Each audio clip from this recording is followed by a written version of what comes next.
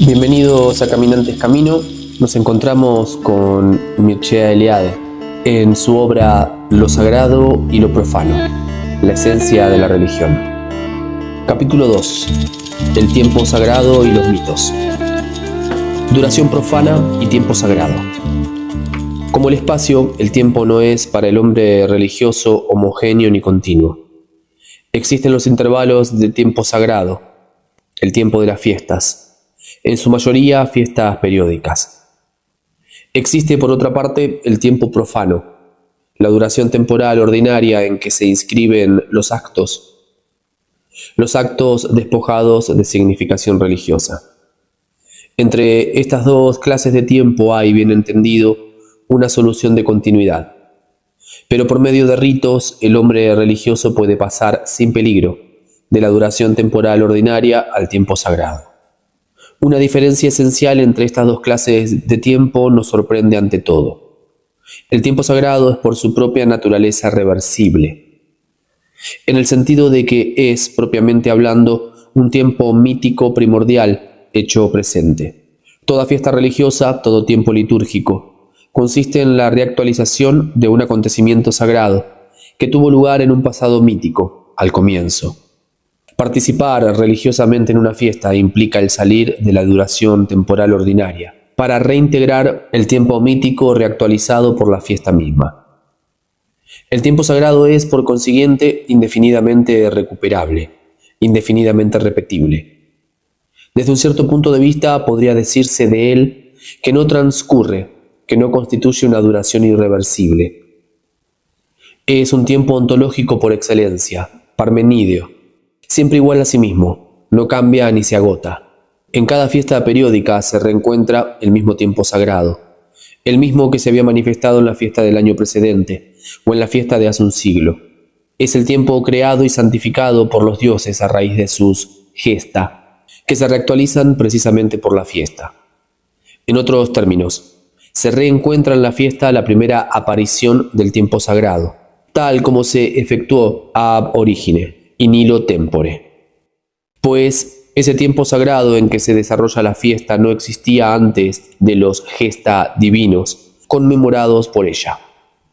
Al crear las diferentes realidades que constituyen hoy día el mundo, los dioses fundaban asimismo el tiempo sagrado, ya que el tiempo contemporáneo de una creación quedaba necesariamente santificado por la presencia y la actividad divina. El hombre religioso vive así en dos clases de tiempo, de las cuales la más importante, el tiempo sagrado, se presenta bajo el aspecto paradójico de un tiempo circular, reversible y irrecuperable, como una especie de eterno presente mítico que se reintegra periódicamente mediante el artificio de los ritos. Este comportamiento con respecto al tiempo basta para distinguir al hombre religioso del no religioso. El primero se niega a vivir tan solo en lo que en términos modernos se llama el presente histórico. Se esfuerza por incorporarse a un tiempo sagrado que en ciertos aspectos puede equipararse con la eternidad. Sería más difícil precisar en pocas palabras lo que es el tiempo para el hombre no religioso de las sociedades modernas. No pretendemos hablar de las filosofías modernas del tiempo ni de conceptos que la ciencia contemporánea utiliza para sus propias investigaciones. Nuestra meta no es la de comparar sistemas o filosofías, sino comportamientos existenciales. Ahora bien, lo que se puede comprobar con relación a un hombre no religioso es que también conoce una cierta discontinuidad y heterogeneidad del tiempo. Para él también existe, fuera del tiempo más bien monótono del trabajo, el tiempo de los regocijos y de los espectáculos, el tiempo festivo. También vive de acuerdo con ritmos temporales diversos y conoce tiempos de intensidad variable. Cuando escucha su música predilecta o enamorado, espera o se encuentra con la persona amada, experimenta evidentemente un ritmo temporal diferente a cuando trabaja o se aburre.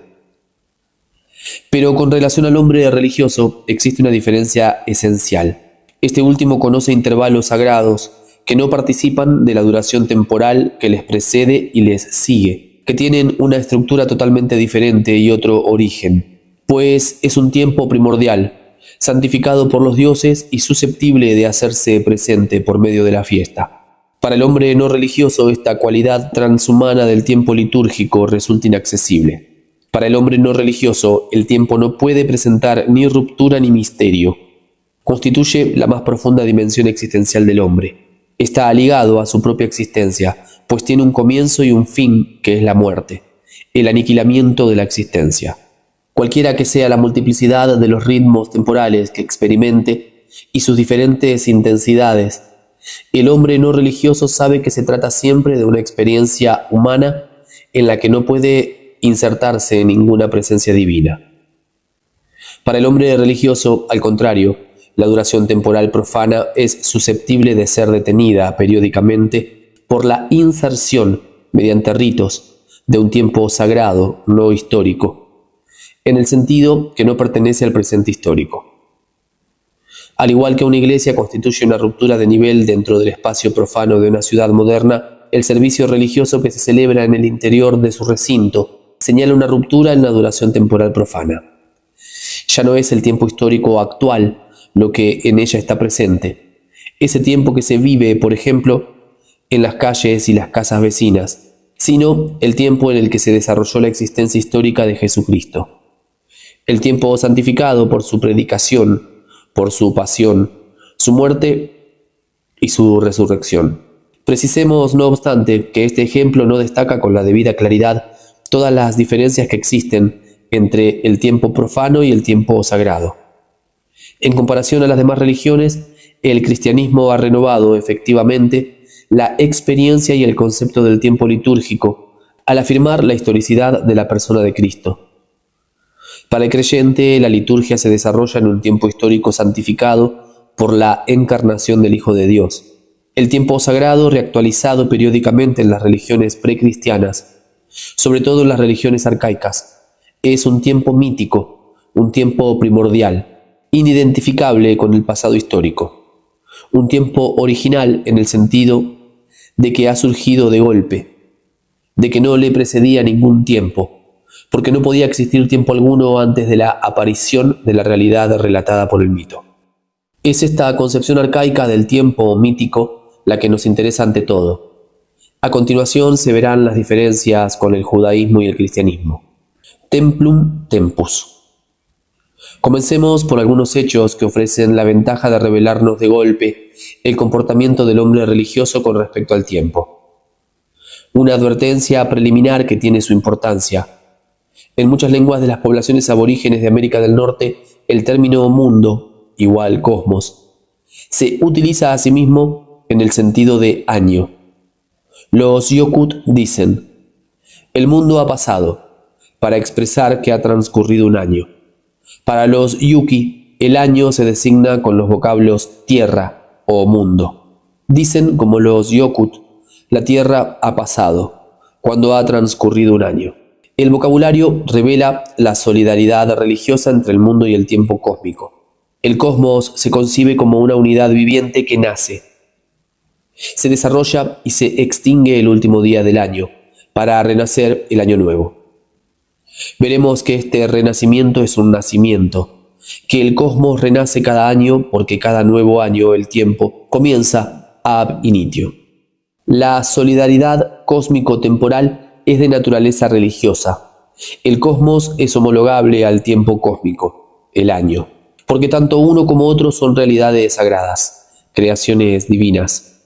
Entre ciertas poblaciones norteamericanas, esta solidaridad cósmico-temporal se revela en la estructura misma de los edificios sagrados, puesto que el templo representa la imagen del mundo, comporta asimismo un simbolismo temporal. Es lo que se comprueba, por ejemplo, entre los algonquinos y los Sioux.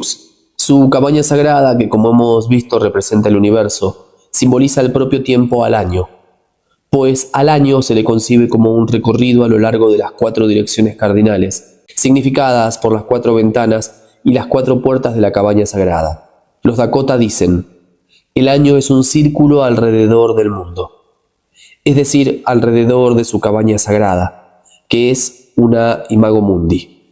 En la India se encuentra un ejemplo aún más claro. Hemos visto que la erección de un altar equivale a la repetición de la cosmogonía. Ahora bien, los textos añaden que el altar del fuego es el año, y explican en este sentido su simbolismo temporal. Los 360 ladrillos de cercado corresponden a las 360 noches del año y los 360 ladrillos Yahusmati a los 360 días. Katapata Brahmana. 10º, 5, 9, 10, etc. En otros términos, en toda construcción de un altar del fuego no solo se rehace el mundo, sino también se reconstruye el año. Se regenera el tiempo creándole de nuevo. Por otra parte, el año se asimila a Prajapati, el dios cósmico. Con cada nuevo altar se reanima a Prajapati, se refuerza la santidad del mundo. No se trata del tiempo profano, de la simple duración temporal, sino de la santificación del tiempo cósmico. Lo que se persigue es la santificación del mundo, su interacción en un tiempo sagrado. Reencontramos un simbolismo temporal análogo integrado en el simbolismo cosmológico del Templo de Jerusalén. Según Flavio Josefo, los 12 panes que se encontraban sobre la mesa significaban los 12 meses del año y el candelabro de 70 brazos representaba a los decanos, es decir, la división zodiacal de los 7 planetas en decenas. El templo era un imago mundi, por encontrarse en el centro del mundo. En Jerusalén no solo santificaba el cosmos por entero, sino también la vida cósmica, es decir, el tiempo.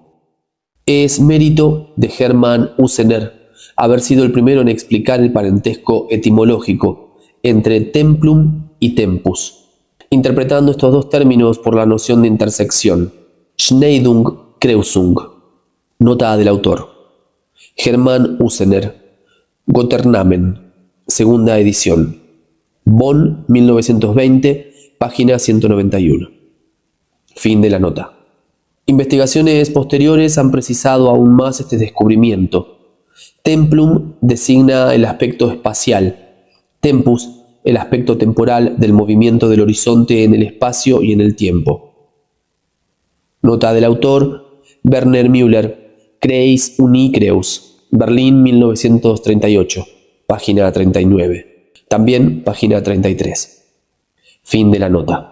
La significación profunda de todos estos hechos parece ser la siguiente.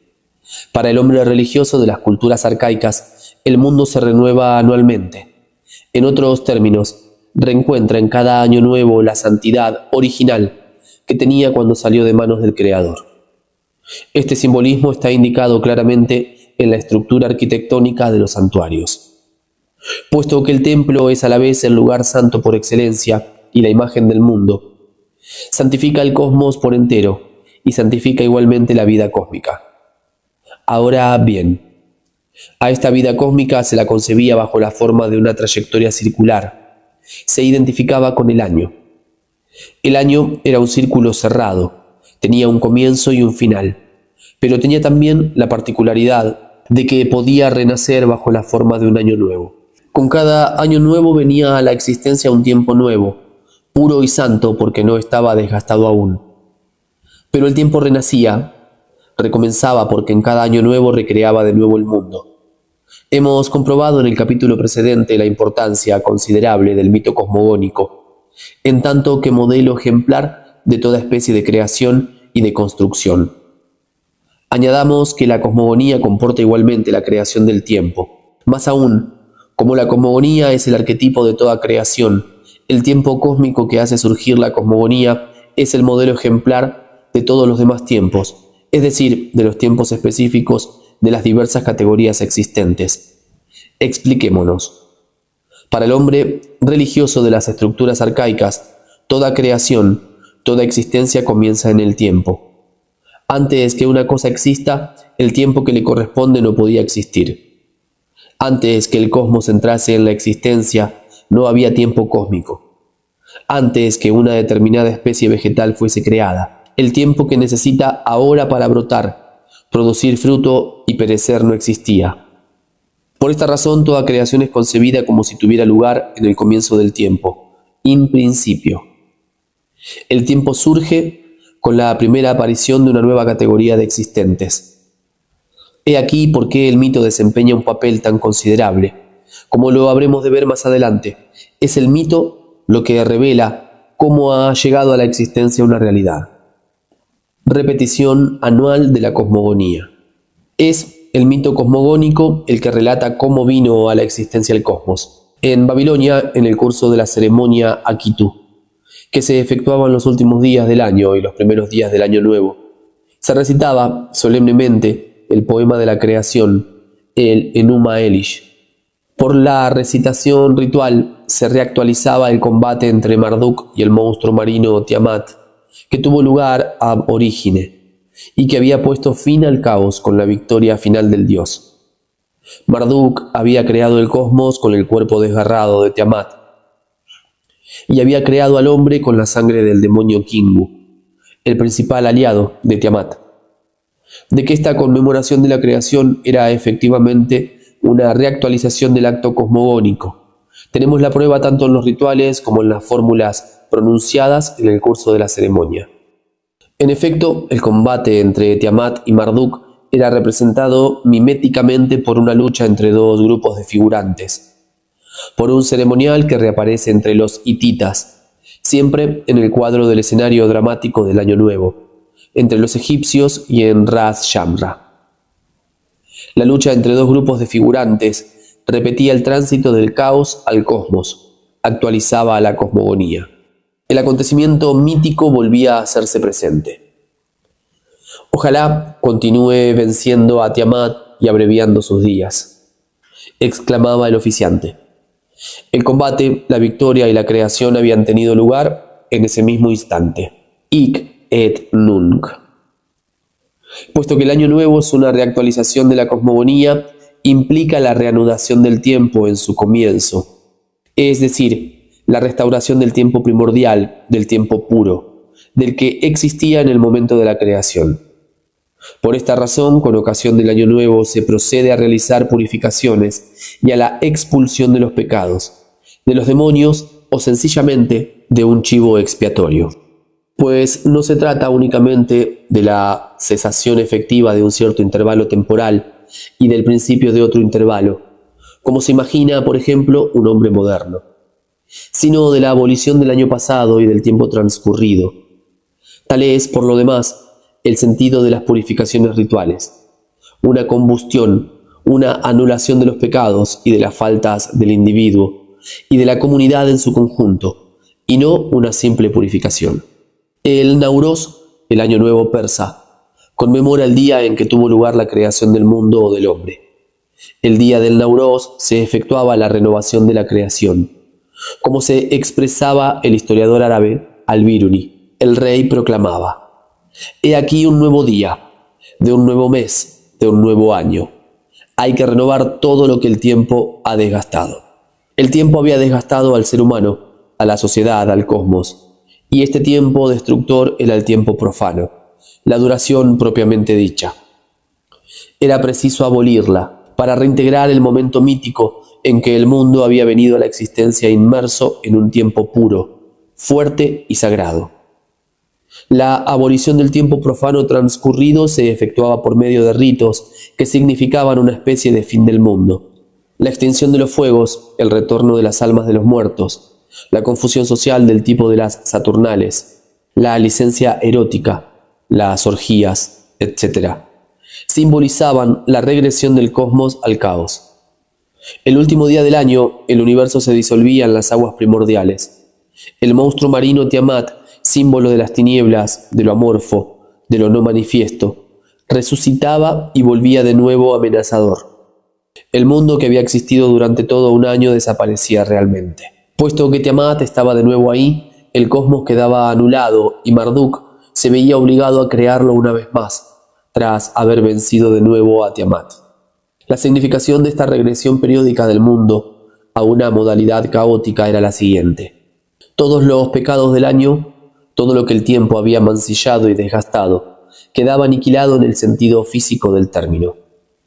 Al participar simbólicamente en la aniquilación y en la recreación del mundo, el hombre era a su vez creado de nuevo, renacía porque comenzaba una existencia nueva. En cada año nuevo el hombre se sentía más libre y más puro, pues se había liberado del fardo de sus faltas y de sus pecados, había reintegrado el tiempo fabuloso de la creación.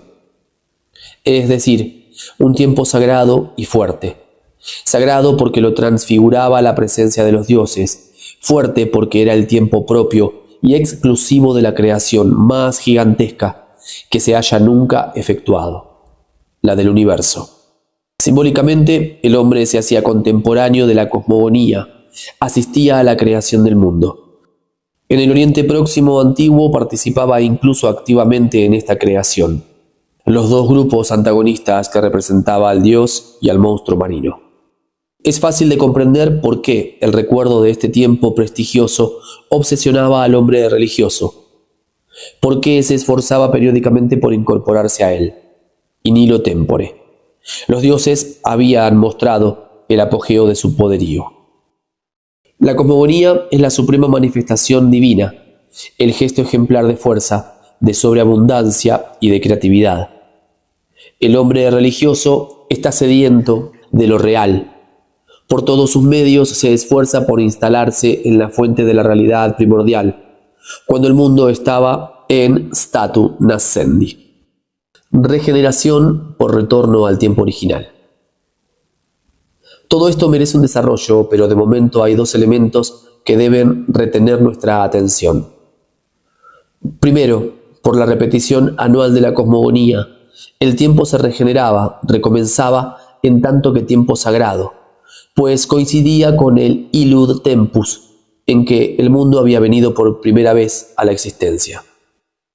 Segundo, participando ritualmente en el fin del mundo y en su recreación, el hombre se hacía contemporáneo del illud tempus. Nacía, por tanto, de nuevo, recomenzaba su existencia con la reserva de fuerzas vitales intacta, tal como lo había estado en el momento de su nacimiento.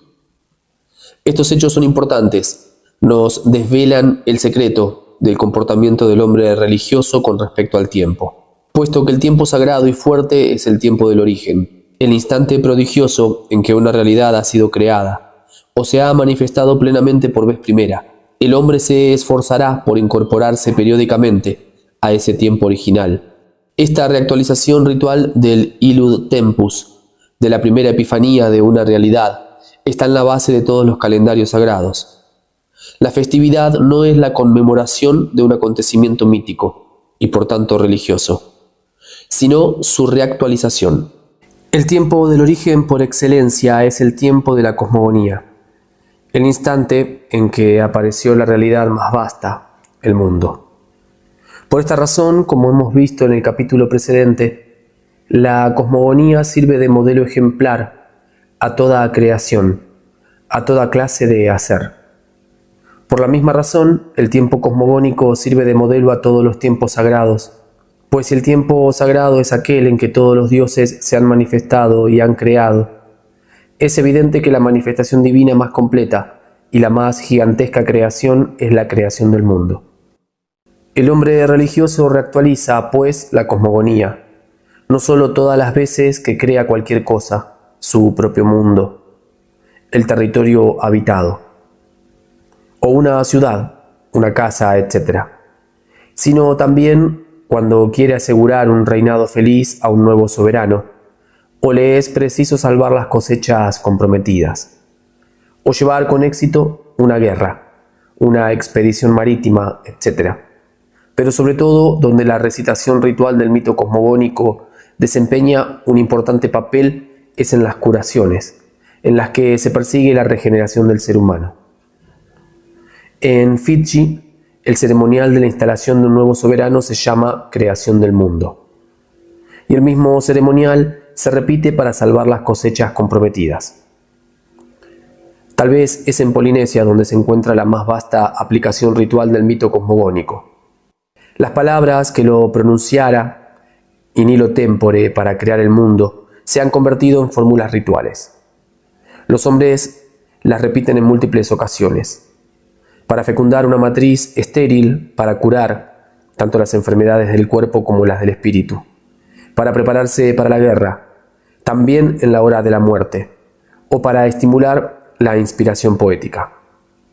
El mito cosmogónico sirve así a los polinesios de modelo arquetípico de todas las creaciones, cualquiera que sea el plano en que éstas se efectúan.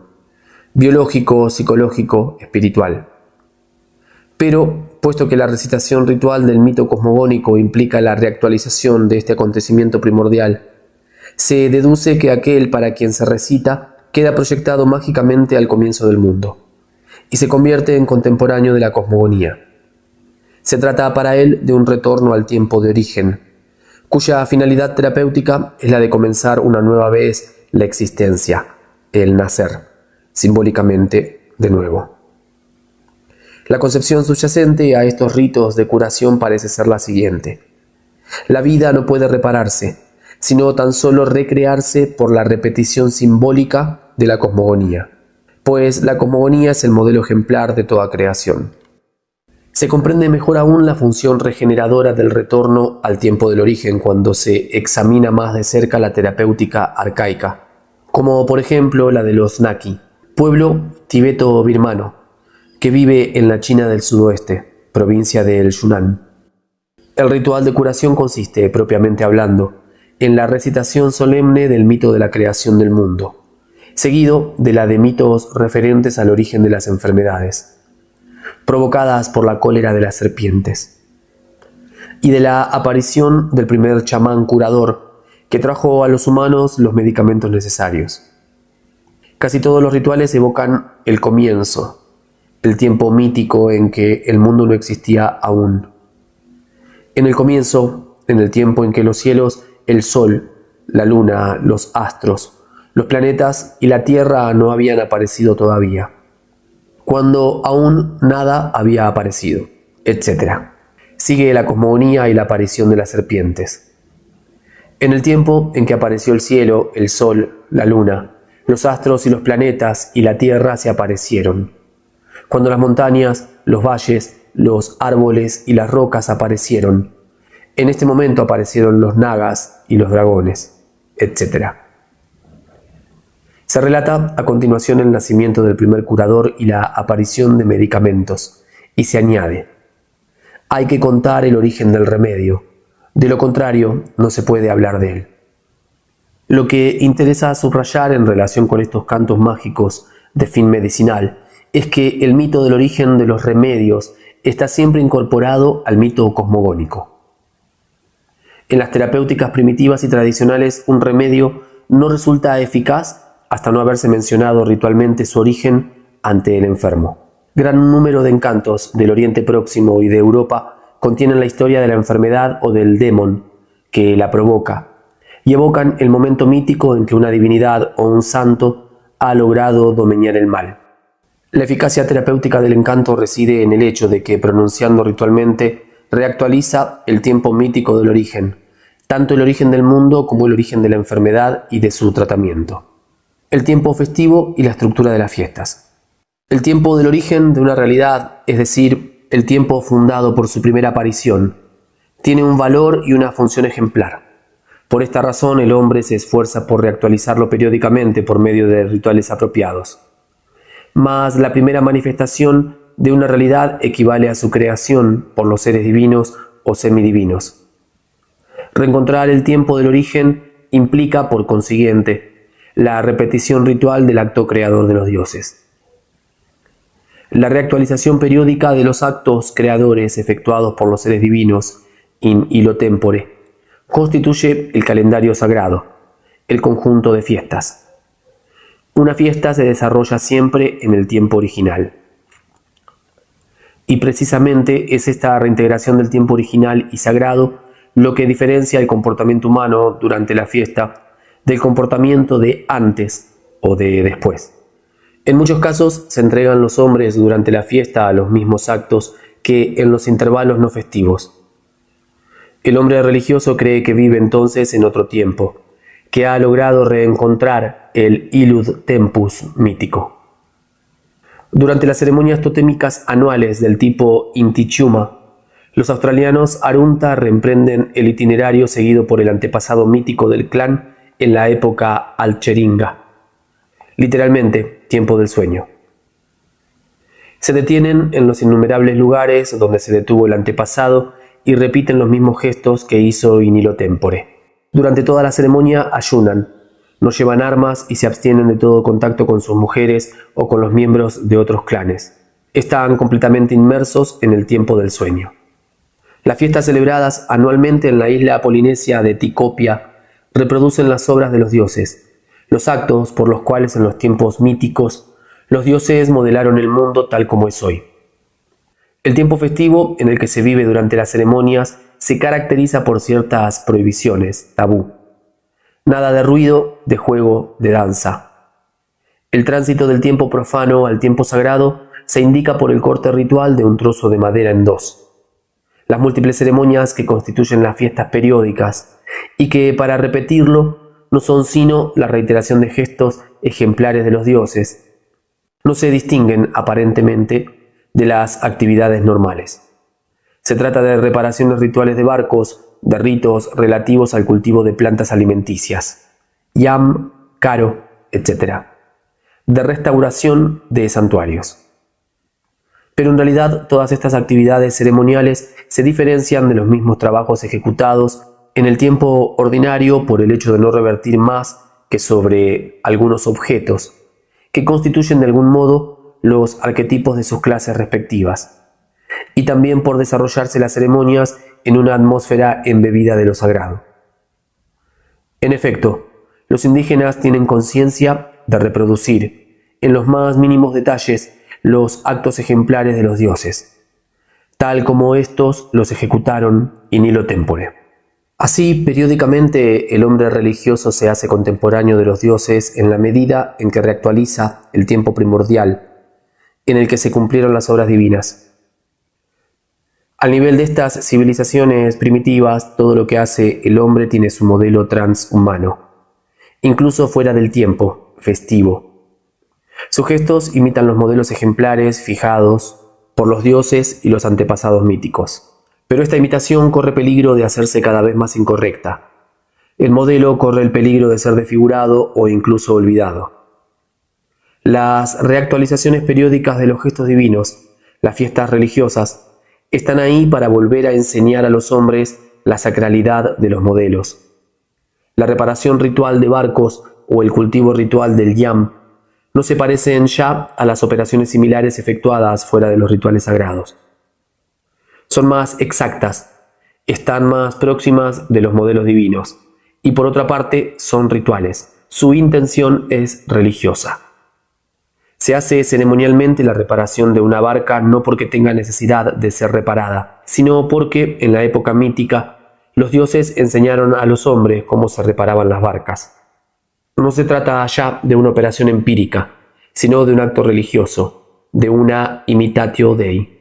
El objeto de la reparación ya no es uno de los múltiples objetos que constituyen la clase las barcas, sino un arquetipo mítico, la barca misma que los dioses han manipulado in illo tempore. Por consiguiente, el tiempo en el que se efectúa la reparación ritual de las barcas enlaza con el tiempo primordial. Es el tiempo mismo en el que operaban los dioses. Bien es verdad que no todos los tipos de fiestas periódicas pueden reducirse al ejemplo que acabamos de examinar. Pero no es la morfología de la fiesta la que nos interesa, sino la estructura del tiempo sagrado actualizado en las fiestas.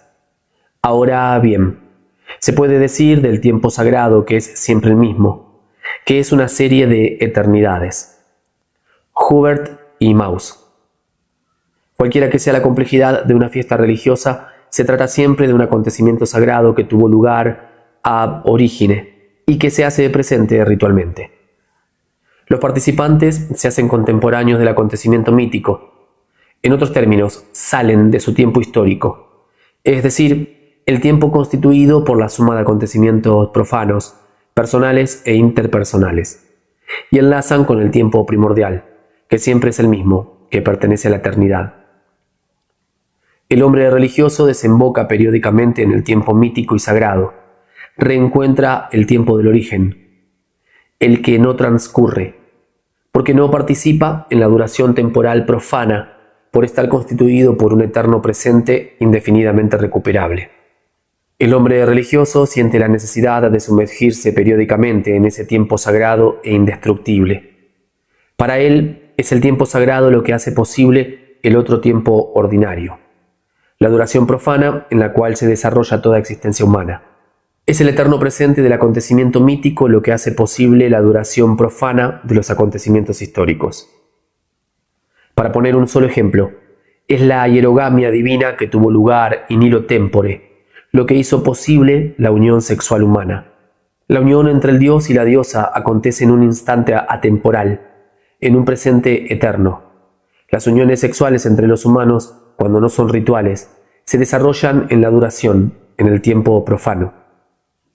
El tiempo sagrado, mítico, fundamenta asimismo el tiempo existencial, histórico, pues es su modelo ejemplar. En suma, gracias a los seres divinos o semidivinos, todo ha venido a la existencia. El origen de las realidades y de la vida misma es religioso. Se puede cultivar y consumir corrientemente el yam, porque periódicamente se le cultiva y se le consume de una manera ritual. Y se puede cumplir estos ritos porque los dioses los han revelado in illo tempore, cuando crearon el hombre y el yam, y mostraron a los hombres cómo se debe cultivar y consumir esta planta alimenticia. En la fiesta se reencuentra plenamente la dimensión sagrada de la vida, se experimenta la santidad de la existencia humana en tanto que creación divina. El resto del tiempo se está siempre expuesto a olvidar lo que es fundamental, que la existencia no viene dada por lo que los modernos llaman naturaleza, sino que es creación de los otros, los dioses o los seres semidivinos. Por el contrario, las fiestas restituyen la dimensión sagrada de la existencia, reenseñando cómo los dioses o los antepasados míticos han creado al hombre y le han enseñado los diversos comportamientos sociales y los trabajos prácticos. Desde cierto punto de vista, esta salida periódica del tiempo histórico y sobre todo las consecuencias que tiene para la existencia global del hombre religioso puede parecer como un rechazo de la libertad creadora. Se trata, en suma, de un eterno retorno in illo tempore, a un pasado mítico que nada tiene de histórico. Se podría concluir que esta eterna repetición de los gestos ejemplares revelados por los dioses aborígenes se opone a todo progreso humano y paraliza toda espontaneidad creadora. Tal conclusión está en parte justificada. En parte solamente, pues el hombre religioso, incluso el más primitivo, no rechaza por principio el progreso. Lo acepta, pero confiriéndole un origen y una dimensión divina. Todo lo que en la perspectiva moderna nos parece que ha señalado progresos de cualquier naturaleza, social, cultural, técnico, etc., en comparación con una situación anterior, todo eso lo asumieron las diversas sociedades primitivas en el transcurso de su larga historia, como nuevas revelaciones divinas. Dejaremos de momento este aspecto del problema. Lo importante aquí es comprender la significación religiosa de esta repetición de los gestos divinos.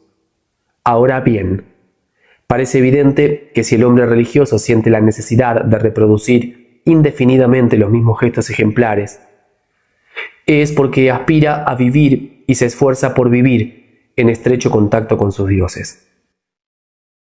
El periódico hacerse contemporáneo de los dioses. Al estudiar en el capítulo anterior el simbolismo cosmológico de las ciudades, de los templos y las casas, hemos mostrado que dicho simbolismo es solidario de la idea de un centro del mundo. La experiencia religiosa implicada en el simbolismo del centro parece ser la siguiente. El hombre desea situarse en un espacio abierto hacia lo alto, en comunicación con el mundo divino. Vivir junto a un centro del mundo equivale, en suma, a vivir en la mayor proximidad posible de los dioses. Descúbrese el mismo deseo de aproximarse a los dioses cuando se analiza la significación de las fiestas religiosas. Reintegrar el tiempo sagrado del origen significa hacerse contemporáneo de los dioses, es decir, vivir en su presencia, aun cuando esta presencia sea misteriosa, en el sentido de que no siempre es visible. La intencionalidad descubierta en la experiencia del espacio y del tiempo sagrados revela el deseo de reintegrar una situación primordial, aquella en la que los dioses y los antepasados míticos estaban presentes. Estaban en trance de crear el mundo, de organizarlo o de revelar a los humanos los fundamentos de la civilización. Esta situación primordial no es de orden histórico, no se puede calcular cronológicamente. Se trata de una anterioridad mítica, del tiempo de origen, de lo que aconteció al comienzo, in principio. Ahora bien, al comienzo lo que acontecía era esto. Los seres divinos o semidivinos desarrollaron su actividad sobre la tierra. La nostalgia de los orígenes es, pues, una nostalgia religiosa. El hombre desea reencontrar la presencia activa de los dioses. Desea asimismo vivir en un mundo tan fresco, puro y fuerte como salió de las manos del Creador. Es la nostalgia de la perfección de los comienzos lo que explica en gran parte el retorno periódico in illo tempore. En términos cristianos podría decirse que se trata de una nostalgia del paraíso. Aunque al nivel de las culturas primitivas, el contexto religioso e ideológico sea muy otro que en el judeocristianismo. Mas el tiempo mítico que se aspira a reactualizar periódicamente es un tiempo significado por la presencia divina, y se puede decir que el deseo de vivir en la presencia divina y en un mundo perfecto, porque acaba de nacer, corresponde a la nostalgia de una situación paradisíaca. Como lo hemos señalado anteriormente, ese deseo del hombre religioso de retroceder periódicamente hacia atrás, su esfuerzo por reintegrar una situación mítica, la que había al comienzo, puede parecer insoportable y humillante a los ojos de un moderno. Nostalgia semejante conduce fatalmente a la repetición continua de un número limitado de gestos y de comportamientos. Hasta cierto punto se puede incluso decir que el hombre religioso, sobre todo el de las sociedades primitivas, es por excelencia un hombre paralizado por el mito del eterno retorno.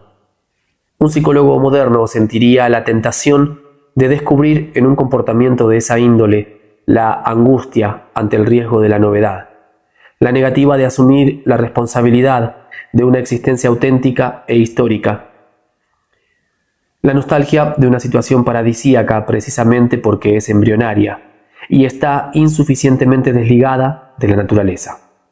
El problema es demasiado complejo para abordarse aquí. Rebasa, por lo demás, nuestro propósito, pues implica el problema de la oposición entre el hombre moderno y el hombre premoderno. Observemos, sin embargo, que sería un error el creer que el hombre religioso de las sociedades primitivas y arcaicas se niega a asumir la responsabilidad de una existencia auténtica. Por el contrario, según hemos visto y habremos de ver, asume valerosamente responsabilidades enormes.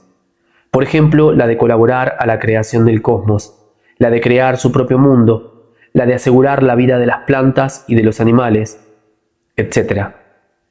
Pero se trata de otro tipo de responsabilidad que aquellas que nos parecen las únicas auténticas y valederas. Se trata de una responsabilidad en el plano cósmico. A diferencia de las responsabilidades de orden moral, social o histórico, las únicas que conocen las civilizaciones modernas. En la perspectiva de la existencia profana, el hombre no reconoce otra responsabilidad que la que tiene con respecto a sí mismo y con respecto a la sociedad. Para él, el universo no constituye, propiamente hablando, un cosmos, una unidad viva y articulada. Para él es pura y simplemente la suma de las reservas materiales y de las energías físicas del planeta, y la gran preocupación del hombre moderno estriba en no agotar torpemente los recursos económicos del globo. En cambio, existencialmente, el primitivo se sitúa siempre en un contexto cósmico. Su experiencia apersonal no está falta de autenticidad ni de profundidad, pero por expresarse en un lenguaje que no nos es familiar, semeja a los ojos de los modernos inauténtica o infantil. Volviendo a nuestro propósito inmediato, no tenemos fundamento alguno para interpretar el retorno periódico al tiempo sagrado del origen como un rechazo del mundo real y una evasión al ensueño y a lo imaginario. Por el contrario, se deja ver aquí también la obsesión ontológica, esa característica esencial del hombre de las sociedades primitivas y arcaicas.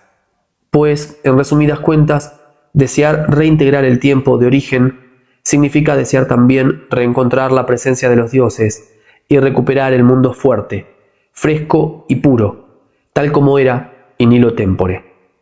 Se trata a la vez de una sed de lo sagrado y de una nostalgia del ser. En el plano existencial, esta experiencia se traduce en la certidumbre de poder recomenzar periódicamente la vida con el mayor número de oportunidades. Se trata, en efecto, no solo de una visión optimista de la existencia, sino también de una adhesión total al ser. Por todos sus comportamientos, el hombre religioso proclama que no cree más que en el ser, que su participación en el ser se la garantiza la revelación primordial de la que es custodio. La suma de las revelaciones primordiales está constituida por sus mitos. Mito igual modelo ejemplar. El mito relata una historia sagrada, es decir, un acontecimiento primordial que tuvo lugar en el comienzo del tiempo, ab initio.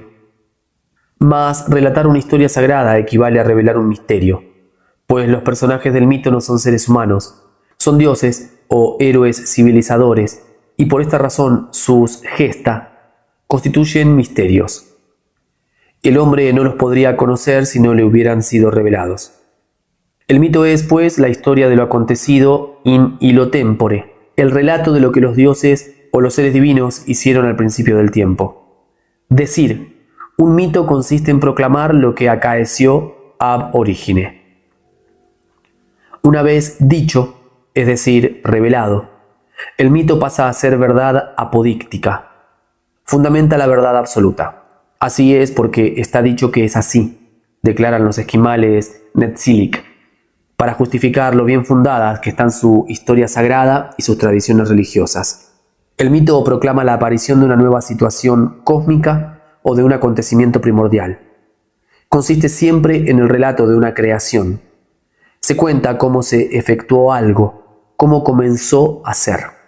He aquí la razón que hace al mito solidario de la ontología. No habla sino de realidades, de lo que sucedió realmente, de lo que se ha manifestado plenamente. Se trata evidentemente de realidades sagradas, pues lo sagrado es lo real, por excelencia. Nada perteneciente a la esfera de lo profano participa en el ser, ya que lo profano no ha recibido un fundamento ontológico del mito, carece de modelo ejemplar. Como lo hemos de ver más adelante, el trabajo agrícola es un trabajo revelado por los dioses o por los héroes civilizadores. También constituye un acto a la vez real y significativo. Comparémoslo con el trabajo agrícola en una sociedad desacralizada. Aquí se ha convertido en un acto profano, cuya única justificación es el beneficio económico. Se trabaja a la tierra para explotarla, se persigue el alimento y la ganancia.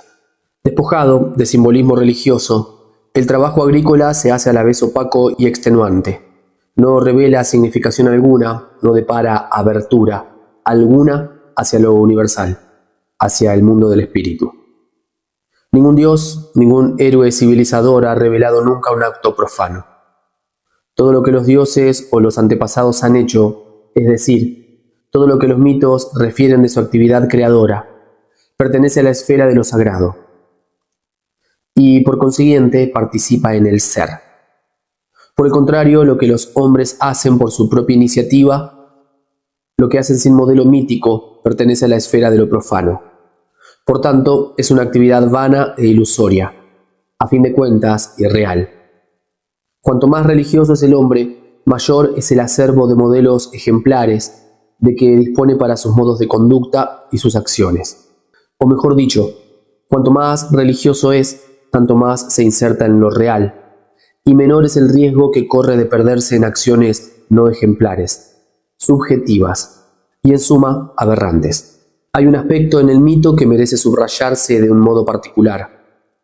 El mito revela la sacralidad absoluta, porque relata la actividad creadora de los dioses, desvela la sacralidad de su obra. En otros términos, el mito describe las diversas y a veces dramáticas irrupciones de lo sagrado en el mundo.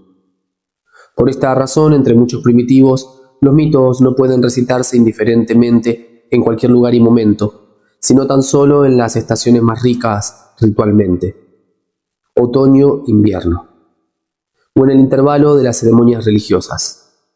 En una palabra, en un lapso sagrado. Y es la irrupción de lo sagrado en el mundo referido por el mito lo que realmente fundamenta el mundo. Todo mito muestra cómo ha venido a la existencia una realidad, sea esta la realidad total, el cosmos, o tan solo un fragmento de ella, una isla, una especie vegetal, una institución humana. Al narrar cómo han venido las cosas a la existencia, se les da una explicación y se responden directamente a otra pregunta. ¿Por qué han venido a la existencia? El por qué está siempre imbricado en el cómo. Y esto por la simple razón de que al referir cómo ha nacido una cosa, se revela la irrupción de lo sagrado en el mundo, causa última de toda existencia real. Por otra parte, al ser toda creación obra divina, y por tanto irrupción de lo sagrado, representa asimismo una irrupción de energía creadora en el mundo. Toda creación estalla de plenitud. Los dioses crean por exceso de potencia, por desbordamiento de energía. La creación se hace por acrecentamiento de sustancia ontológica. Por esta razón, el mito que refiere esta ontofanía sagrada, esta manifestación victoriosa de plenitud de ser, se erige en modelo ejemplar de todas las actividades humanas. Solo él revela lo real, lo sobreabundante, lo eficaz. Debemos hacer lo que los dioses hicieron al principio, dice un texto indio, Katapata Brahmana, 7.2, R4. Así lo hicieron los dioses, así lo hacen los hombres, añade Taittiriya Brahmana, 1.5.9.4. La función magistral del mito es, pues, la de fijar los modelos ejemplares de todos los ritos y de todas las actividades humanas significativas: alimentación, sexualidad, trabajo, educación, etc. Al comportarse en cuanto ser humano plenamente responsable, el hombre imita los gestos ejemplares de los dioses, repite sus acciones, trátese de una simple función fisiológica como la alimentación, o de una actividad social, económica, cultural, militar, etc. En Nueva Guinea, múltiples mitos hablan de largos viajes por el mar, proporcionando así modelos a los actuales navegantes, pero también modelos para todas las demás actividades. Trátese de amor, de guerra, de pesca, de provocar la lluvia o de lo que sea.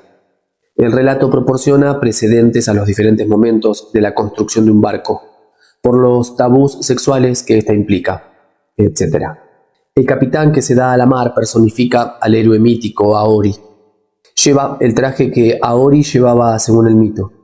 Tiene como él el rostro ennegrecido y porta en los cabellos un love, semejante al que Aori quitó de la cabeza de Ibiri. Danza en la plataforma y abre los brazos como Aori desplegaba sus alas. Un pescador me dice que cuando iba a disparar flechas a los peces se tenía por Kibavia en persona. No impenetraba el favor ni la ayuda de este héroe mítico. Se identificaba con él. Este simbolismo de los precedentes míticos se reencuentra en otras culturas primitivas. A propósito de los Karuk de California, J.P. Harrington escribe: todo lo que hacía el Karuk lo llevaba a cabo por el hecho de que los Ixareyabs, según se creía, habían dado ejemplo de ello en los tiempos míticos. Tales Ixareyabs eran las gentes que habitaban en América antes de la llegada de los indios. Los Karuk modernos, por no saber cómo verter esta palabra, proponen traducciones tales como los príncipes, los jefes, los ángeles. No permanecieron con ellos salvo el tiempo necesario para darles a conocer y poner en funcionamiento todas las costumbres, diciendo a cada paso a los Karuk: he aquí cómo harán los humanos. Sus actos y sus palabras todavía los refieren hoy y los citan las fórmulas mágicas de los Karuk. Esta fiel repetición de los modelos divinos tiene un doble significado. Primero, por una parte, al imitar a los dioses, el hombre se mantiene en lo sagrado y por consiguiente en la realidad. Segundo, por otra, gracias a la reactualización ininterrumpida de los gestos divinos ejemplares, el mundo se santifica. El comportamiento religioso de los hombres contribuye a mantener la santidad del mundo. Reactualizar los mitos. No carece de interés el observar que el hombre religioso asume una humanidad que tiene un modelo transhumano trascendente. Solo se reconoce verdaderamente hombre en la medida en que imita a los dioses, a los héroes civilizadores o a los antepasados míticos. En resumen, el hombre religioso aspira a ser distinto de lo que encuentra que es en el plano de su experiencia profana. El hombre religioso no se da, se hace a sí mismo. aproximándose a los modelos divinos. Estos modelos, como hemos dicho, los conservan los mitos, los conserva la historia de los gesta divinos. Por consiguiente, el hombre religioso también se considera hecho por la historia, como el hombre profano, pero la única historia que le interesa es la historia sagrada, revelada por los mitos, la de los dioses. En tanto que el hombre profano pretende estar constituido únicamente por la historia humana, es decir, precisamente por esa suma de actos que para el hombre religioso no ofrecen interés alguno por carecer de modelos divinos. Preciso es subrayarlo. Desde el principio, el hombre religioso sitúa su propio modelo a alcanzar en el plano transhumano, en el plano que le ha sido revelado por los mitos. No se llega a ser verdadero hombre, salvo conformándose a la enseñanza de los mitos, salvo imitando a los dioses. Añadamos que semejante imitatio Dei implica a veces para los primitivos una responsabilidad muy grave. Hemos visto que ciertos sacrificios sangrientos hallan su justificación en un acto divino primordial. In nihilo tempore, el dios ha matado al monstruo marino y despedazado su cuerpo a fin de crear el cosmos. El hombre repite ese sacrificio sangriento, a veces incluso humano, cuando ha de construir un pueblo, un templo o simplemente una casa. Lo que pueden ser las consecuencias de la imitatio Dei se desprende con harta claridad de las mitologías y de los rituales de numerosos pueblos primitivos. Para poner solo un ejemplo, según los mitos de los paleocultivadores, el hombre ha llegado a ser lo que actualmente es, moral, sexualizado y condenado al trabajo, a consecuencia de un homicidio primordial. Antes de la época mítica, un ser divino, con mucha frecuencia una mujer o una muchacha, a veces un niño o un hombre, se ha dejado inmolar para que los tubérculos o los árboles frutales pudieran brotar de su cuerpo. Este primer asesinato cambió radicalmente el modo de ser de la existencia humana. La inmolación del ser divino instauró tanto la necesidad de la alimentación como la fatalidad de la muerte, y como secuela la sexualidad, único medio de asegurar la continuidad de la vida. El cuerpo de la divinidad inmolada se transformó en alimento. Su alma descendió bajo tierra, donde fundó el país de los muertos. Ad E. Jensen, que ha consagrado a este tipo de divinidades, que denomina divinidades Dema, un estudio importante, ha demostrado muy bien que al alimentarse o al fallecer el hombre participa en la existencia de los Dema. Para todos estos pueblos paleocultivadores, lo esencial consiste en evocar periódicamente el acontecimiento primordial que fundó la actual condición humana. Toda su vida religiosa es una conmemoración, una rememoración. El recuerdo, reactualizado por los ritos, por la reiteración del homicidio primordial, desempeña un papel decisivo. Es preciso cuidarse muy bien de no olvidar lo que pasó in nihilo tempore. El verdadero pecado es el olvido. La joven que, después de su primera menstruación, permanece 3 días en una cabaña a oscuras, sin hablar con nadie, se comporta así porque la hija mítica asesinada, al transformarse en luna, permaneció 3 días en las tinieblas. Si la joven catamenial quebranta el tabú del silencio y habla, se hace culpable del olvido de un acontecimiento primordial. La memoria personal no entra en juego. Lo que cuenta es el rememorar el acontecimiento mítico, el único digno de interés, porque es el único creador. Al mito primordial le corresponde el conservar la verdadera historia, la historia de la condición humana. En él hay que buscar y reencontrar los principios y paradigmas de toda conducta. Es en este estado de cultura donde se encuentra el canibalismo ritual. La gran preocupación del caníbal parece ser de esencia metafísica. No debe olvidar lo que ocurrió in nihilo tempore. Volhard y Jensen lo han mostrado con claridad meridiana. Al inmolar y devorar las cerdas con motivo de las fiestas, al comer las primicias de la recolección de los tubérculos, lo que se está haciendo es comer el cuerpo divino, lo mismo que en los festines canibalescos. Sacrificios de cerdas, caza de cabezas y canibalismo son solidarios simbólicamente de la recolección de los tubérculos o de los cocos.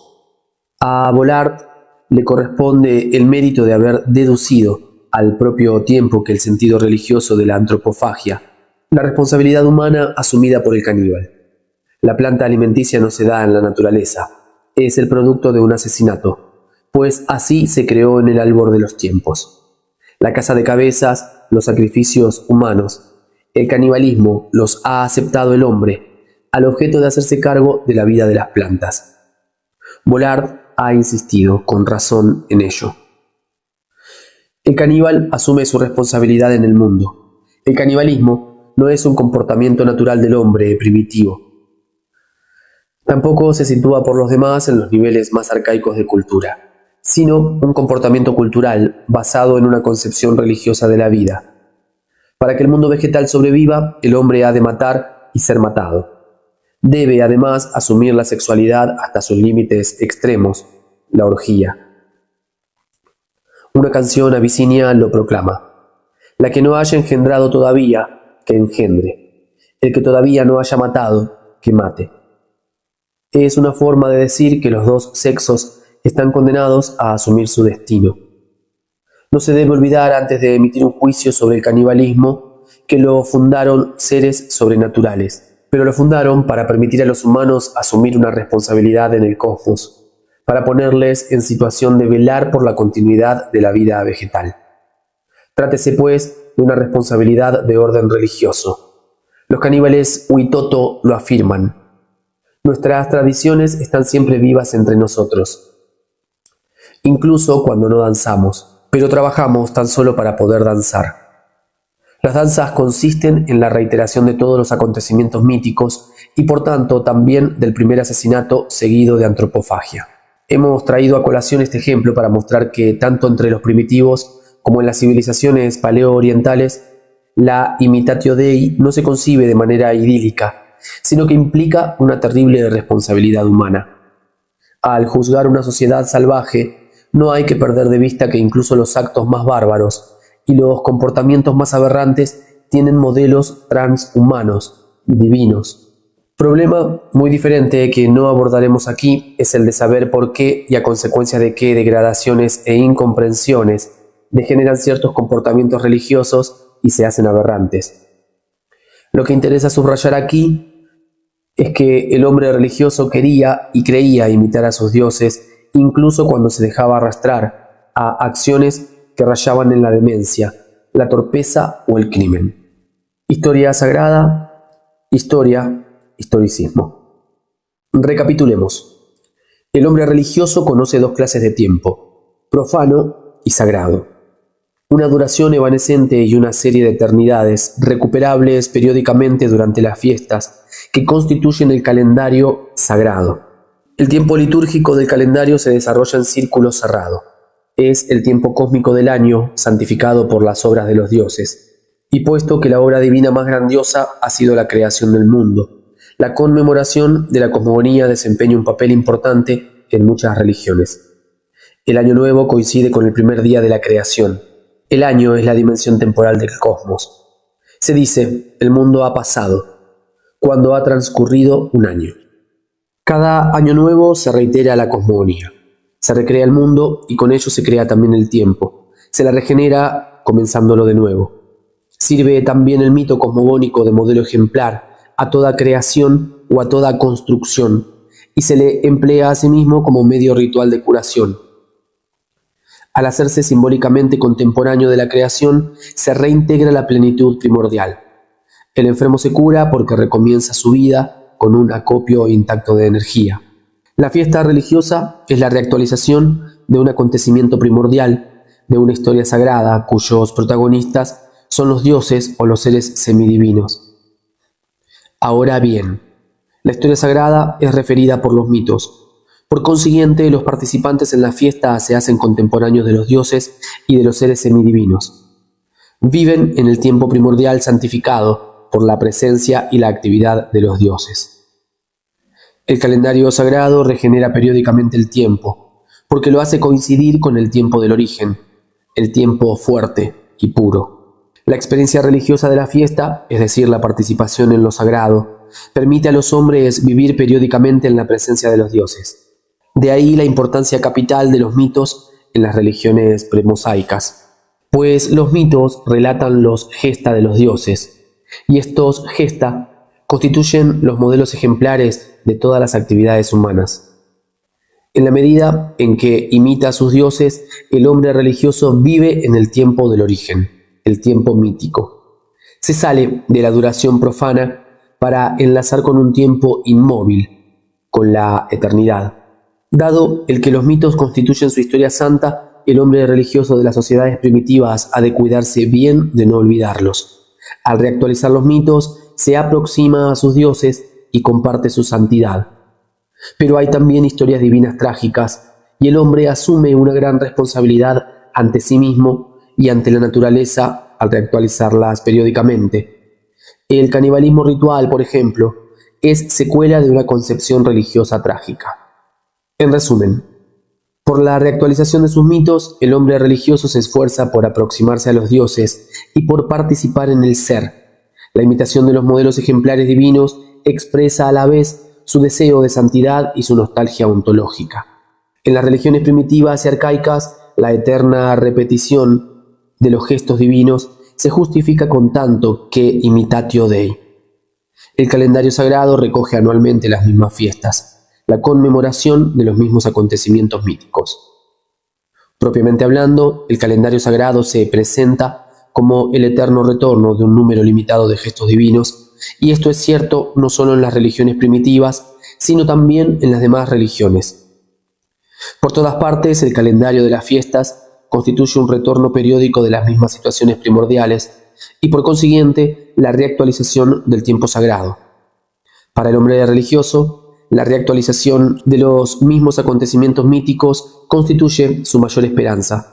En cada reactualización reencuentra la oportunidad de transfigurar su existencia y hacerla semejante al modelo divino. En una palabra, para el hombre religioso de las sociedades primitivas y arcaicas, la eterna repetición de gestos ejemplares y el eterno reencuentro con el mismo tiempo mítico del origen, santificado por los dioses, no implica en absoluto una visión pesimista de la vida. Antes bien, gracias a dicho eterno retorno a las fuentes de lo sagrado y de lo real, le parece que se salva la existencia humana de la nada y de la muerte. La perspectiva cambia por completo cuando el sentido de la religiosidad cósmica se oscurece.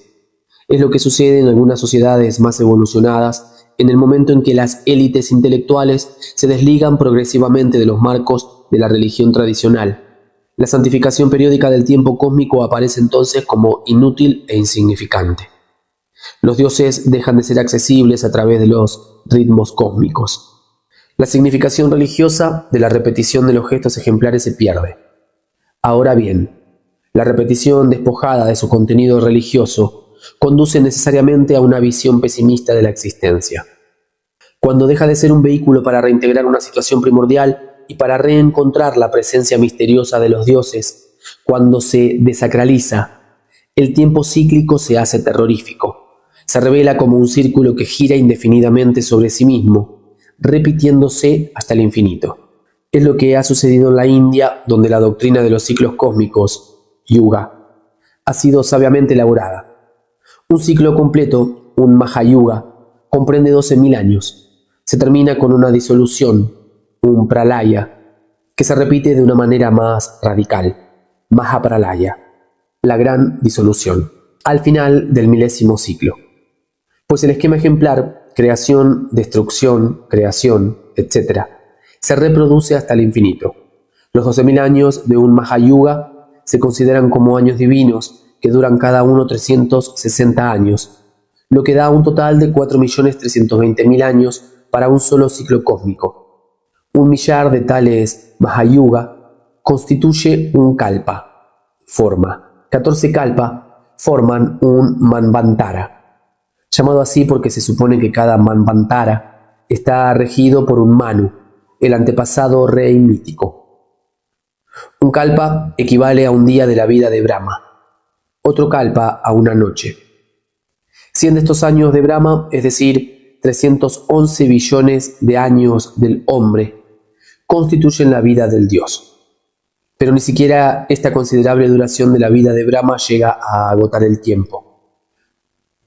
Pues los dioses no son eternos y las creaciones y destrucciones cósmicas prosiguen ad infinitum.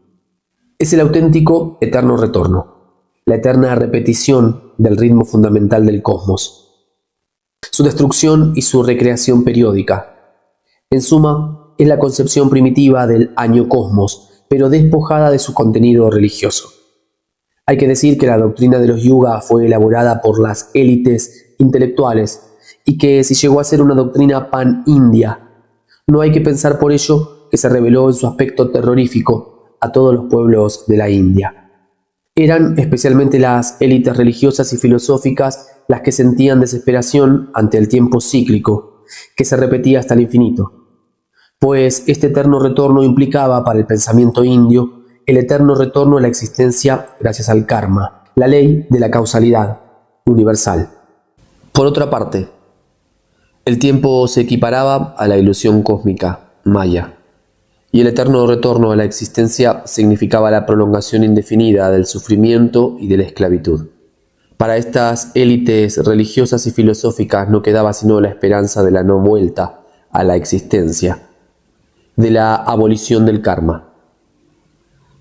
En otros términos, la definitiva liberación, moksha, que implicaba la trascendencia del cosmos.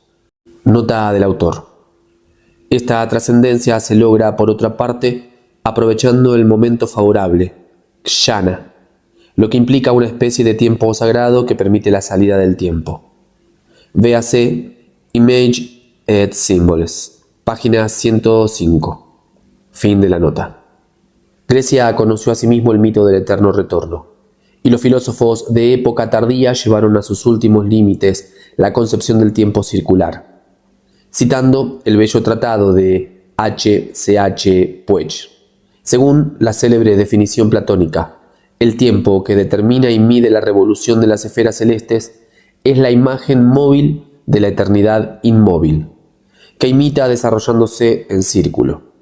Por consiguiente, el devenir cósmico en su totalidad, y por tanto la duración de este mundo nuestro de generación y corrupción, se desarrollarán en círculo, o según una sucesión indefinida de ciclos en cuyo transcurso la misma realidad se hace, se deshace, se rehace, conforme a una ley y a alternativas inmutables.